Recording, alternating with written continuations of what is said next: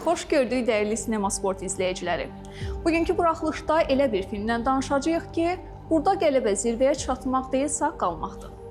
Ekranlarınıza alpinizmdən bəhs edən və real hadisələr əsasında çəkilmiş Everest filmini qonaq gətirdik.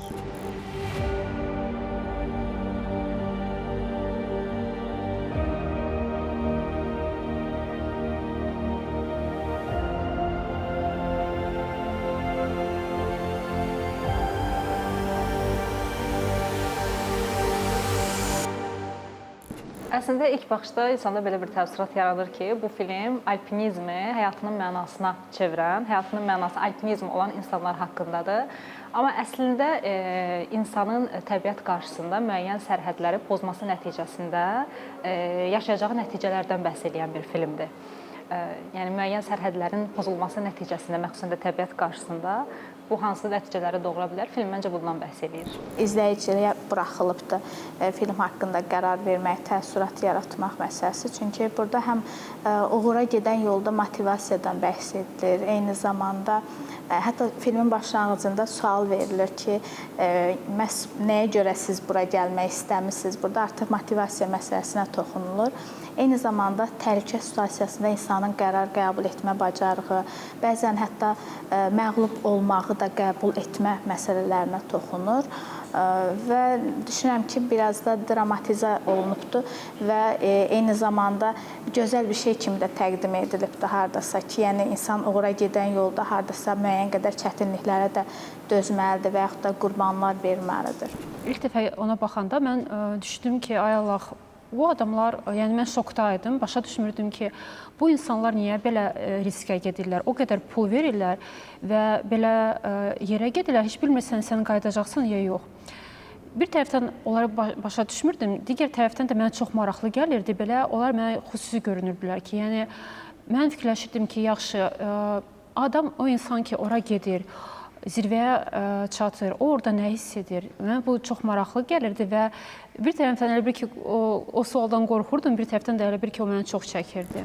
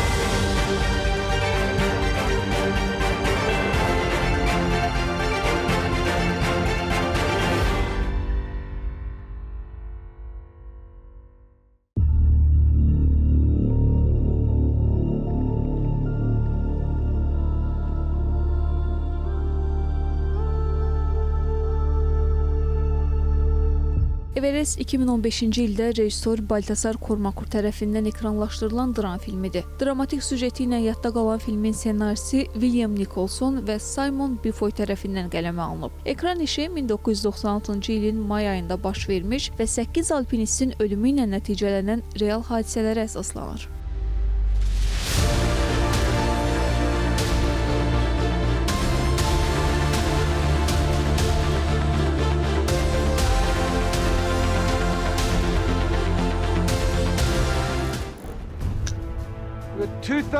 Biz 2000 funt hündürlükdəyik. 4-cü düşərgəyə qədər 600 metr şaqili yüksəkliyi var. Yol boyu qayalıqdır. Ona görə bilirəm ki, siz bunu bacaracaqsınız, yaxşı? Özünüzdən həzz alın. Bu, təpəyə doğru gözəl bir yürüş olacaq. Mənim üçün Everest hər cür ambisiyanın yekun obrazıdır. İstər film çəkmək, istərsə də həyatda başqa bir zirvəyə can atmaq baxımından. Bu da onu böyük məqsədlərin ən aydın və güclü simvoluna çevirir. Əgər rejissor alpinizmi romantikləşdirsəydi, orada məxsusən də bizim əsas qəhrəmanlarımızdan heç olmasa bəziləri sağ qalardı. Əgər onlar sağ qalsaydılar, biz belə bir nəticəyə gələ bilərdik ki, hə, deməli, insan istədiyi ölüm təhlükəsinə baxmayaraq həyatda sağ qaldı. Bu, belə deyək də, romantikləşdirmə demək olardı. Amma onların faciə ilə nəticələnməsi, sonluğunun, ölməkləri mənə gəlir ki, romantikləşdirmir. Ego və ambisiyalarını tam tənqid eləyir deyə də bilmərik. Sadəcə olaraq insanın təbiət qarşısındakı acizliyini göstərir məncə.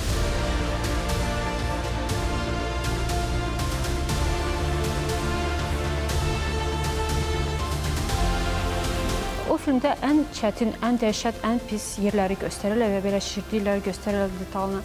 Əslində düzdür, ora Everest çətindir, soyuqdur. Amma adi bir ekspedisiyada belə o qədər problem olmur da, necə bu filmdə göstərdilər. İlk dəfə o filmə baxanda mən başa düşmürdüm də niyə belə oldu. Amma Everestdən sonra mən artıq gördüm ki, nə qədər səhvlər var idi. Onu məncə çox adamlar indi başa düşür ki, məsəl üçün orada deadline var. Məsəl üçün, saat 2-yə qədər onlar zirvəyə çıxdın, çıxmadın, fərqi yoxdur, sən qayıtmalısan. Amma onlar ona baxmayaraq getdilər. Yəni, belə səhvləri buraxmaq olmaz zirvədə.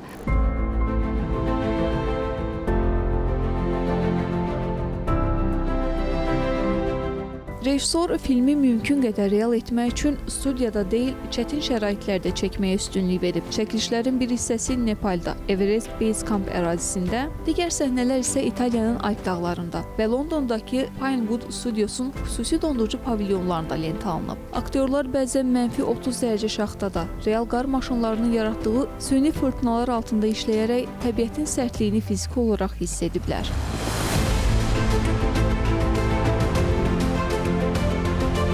Burada həm daxili faktor məsələsi var, eyni zamanda xarici faktor məsələsi var. Daxilən insan hər hansısa bir situasiyaya qarşı özünü hazırlaya bilər. Orada onsuz da onlar o yola başlayarkən başlarına gələcəklərdən hardasa müəyyən qədər məlumatlı idilər. Lakin bu risklərin hər birini gözə alaraqdan bu yola addım atmışdılar. Lakin xarici faktorlar idi, hansı ki o hava şəraiti pisləşmişdi və s. Sırf beyin necə işləyir məsələsinə qaldıqda isə, ümumiyyətlə beyin təhlükə anında amigdala aktivləşdiyi üçün burada iki qərar verməlidir. Ya qaçış mexanizmi olmalıdır, ya da orada savaş başlamalıdır.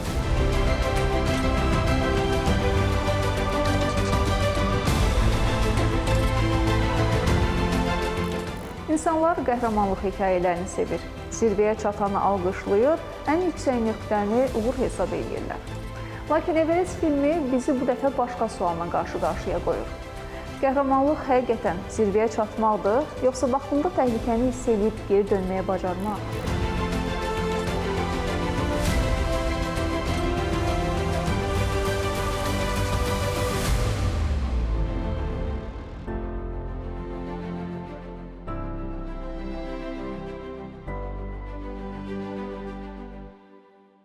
O qrupda bir neçə nəfər bu vəziyyəti görəndən sonra artıq deyirlər ki, biz gözləmirik, çünki biz başa düşürük ki, oksigen bizə bəs eləməyəcək, biz geri dönürük. Məncə buna da güc lazımdır ki, sən bunu görəsən, qəbul eləyəsən və başa düşərsən ki, yox, mən gələn ildə gələ bilərəm, dağ qalacaq, amma ən vacib mənim həyatımdır və geri dönmək. Və əslində bizdə məndə də belə olub, məsəl üçün, mənim üçün geri dönmək çox çətindir. Elə bir an olur ki, elə bir ki, obsesiya kimi olur. Sən deyirsən, zirvə buradadır da, nə qalıb ki, biraz da gedim, çatım, heç nə olmaz, mən çatdıracam. Amma məncə ən böyük elə güc ondadır ki, sən başa düşərsən ki, biraz qalıb, amma mən geri dönürəm, çünki mən başa düşürəm ki, indi mən çıxa bilməyəcəm. Çıxsam da mən geri dönə bilməyəcəm, mənim gücüm çatmayacaq, oksigenim çatmayacaq.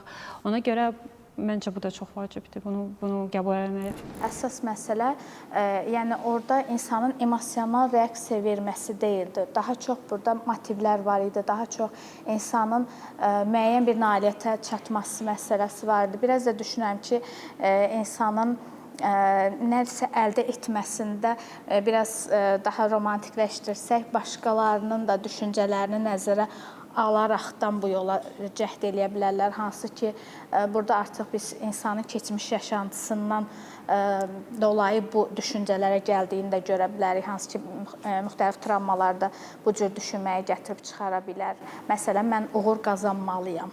Yəni, bəzən geri addım atmaq özü də bir qərardır. Amma belə deyək, fiziki olaraq insan həmin mərhələyə çatır. Onlar o Everestə çatırlar. Fiziki güc burada imkan verir. Amma eyni zamanda psixoloji gücləri olsaydı, amma onlar geri addım atmağı da bacarardılar.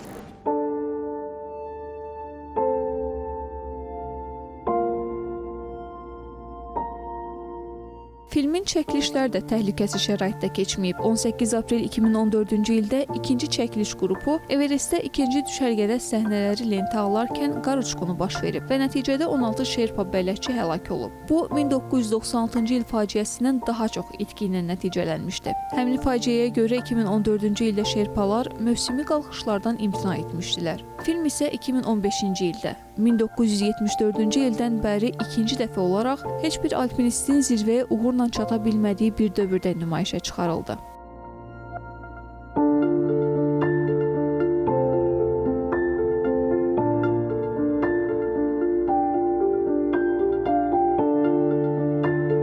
Biz tamaşaçı olaraq özümüzü qəhrəmanla eyniləşdirdiyimiz üçün, özümüzü qəhrəmanın yerinə qoyduğumuz üçün biz hansı qəhrəman üçün narahat oluruq? Qəhrəmanın itirəcək nə isə olanda, məqsədinə çatmadığı təqdirdə və yaxud da başına bir fəlakət gəldiyi təqdirdə nə baş verər? O səbəb nə dərəcədə böyük olsa, biz o qədər narahat oluruq. Yəni, onların geridə ailələri, övladları, həyat yoldaşları olmasaydı, itirəcək heç nələri olmasaydı, biz niyə görə onlar üçün narahat olmalıydıq ki?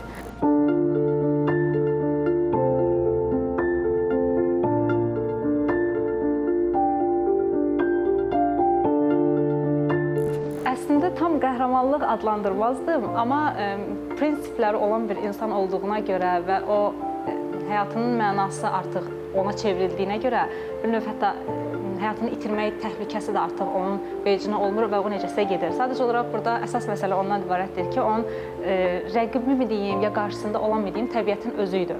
Burada ümumiyyətlə bütün personajlar bir kənara, bizim bir obrazımız da var ki, o dağın, Everestin özüdür, təbiətin özüdür və təbiətin öz qanunları var, öz prinsipləri var və öz prinsiplərinə heç vaxt güzəştə getmir.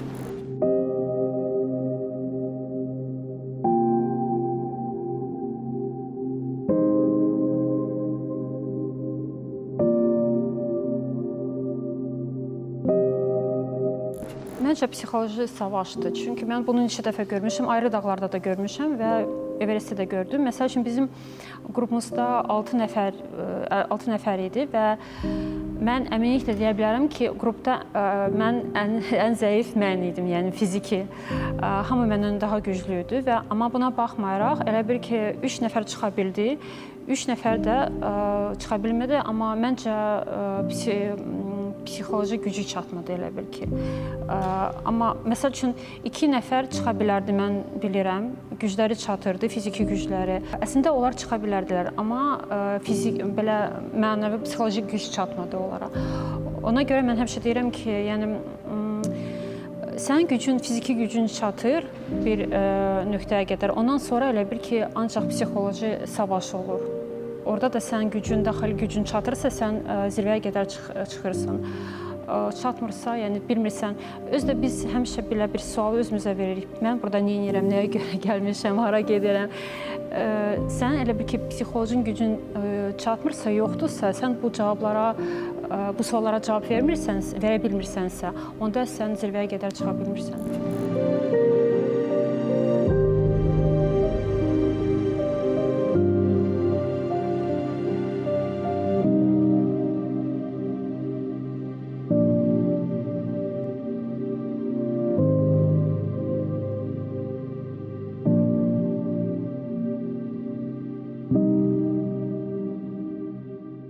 İnsan fiziki olaraq tamam qarşısında maneələr olurdu. O oksigen çatışmazlığı məsələsi var orada. Beyində belə deyək, gedən dəyişikliklər nəticəsində düzgün qərar vermə qabiliyyətinin itməsi məsələsi var. Hansı ki, belə deyim, orada oksigen azaldıqca prefrontal korteksdə bilirik ki, biz orada qərar vermədir, hər hansısa bir planlamadır. Yəni bütün idraki funksiyalar hamısı onun vasitəsilə həyata keçirilir. Lakin orada oksigen azalması olduğu halda isə İnsan düzgün şəkildə qərar qəbul edə bilmir. Artıq burada beyin də düzgün şəkildə qərar qəbul edə bilmədiyi üçün insan bunu uğura gedən yol kimi görə bilər. Halbuki düzgün riski təhlil eləmə qabiliyyəti olsaydı, insanların həmin situasiyada dərk eləyərdi ki, bu yolun sonu nələrə apara bilər.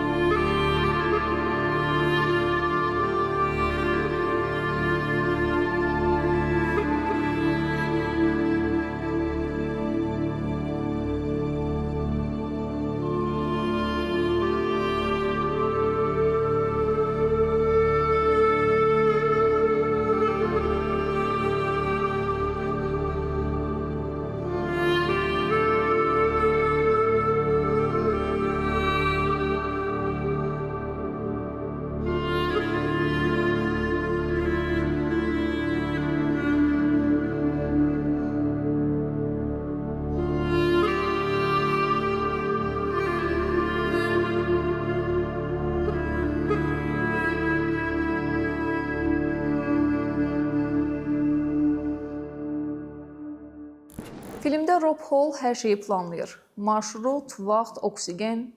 Everest isə başqa məntiqə tabedir. Burada cədvəllər yox, hava hökm sürür. Bir külək, bir gecikmə bütün planları alt-üst eləyə bilir. Film bu yerdə bizi bir həqiqətlə üz-üzə qoyur. Texnologiya güc verir, lakin son sözü təbiət deyir.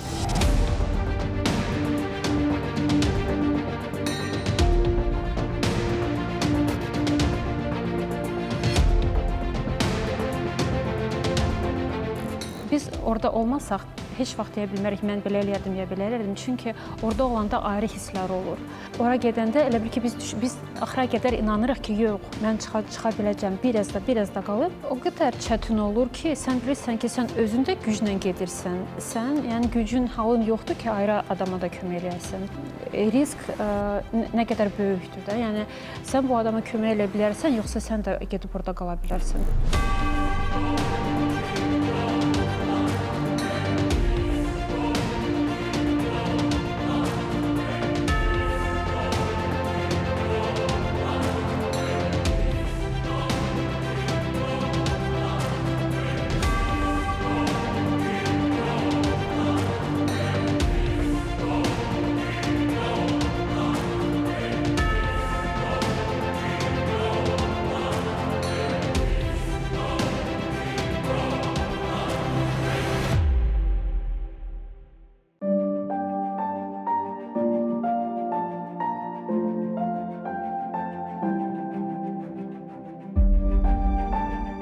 Dominantlığı dağ təşkil eləyirdi. İnsan orada bir qarışqa kimi, bir zərrə kimi görünürdü. Biz konkret hansısa bir obraz haqqında deyə bilmirik ki, bu baş qəhrəmandır.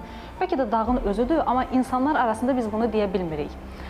Orada yəni o qədər personaj var ki, onların içərisindən birini seçib biz ayırıb kənara qoya bilmirik. Ki yaxşı biz buna pərəstiş eləyirik. Niyə pərəstiş eləyirik? Niyə məhz bu baş obrazdır? Bunun məqsədi nədir? Məqsədinə çatmasa nələr olacaq? Ambisiyaları olan insan hər bir halda yəqin ki, vaz keçməyəcək.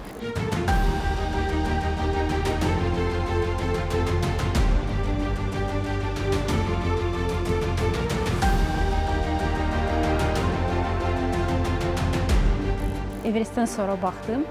elə bil ki, ayrı cür oldu. Mən çox şey artıq başa düşdüm ki, niyə adamlar ora gedir, onları nə çəkir, nə hiss edirlər orada olanda.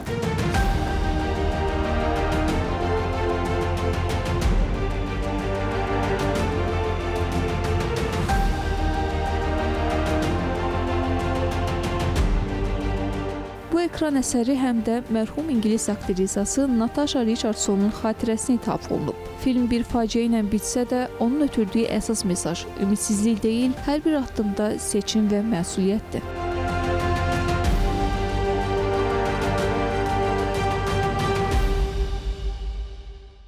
Filmin əsas çatdırmaq istədiyi mesaj ondan ibarətdir ki, təbiətin sərhədlərini və qanunlarını tanıyıb ona hörmət etmək lazımdır. Burada bir uğur var, burada bir qalibiyyət var eyni zamanda. Artıq belə bir his gəldi ki, bu zirvə təkcə mənim deyil. O ki, mən o bayrağı çıxartdım, o ki, mən zirvəyə çıxa bildim bir Azərbaycanlı qadın kimi, mən hiss etdim ki, yəni bu hekayənin davamı da olacaq.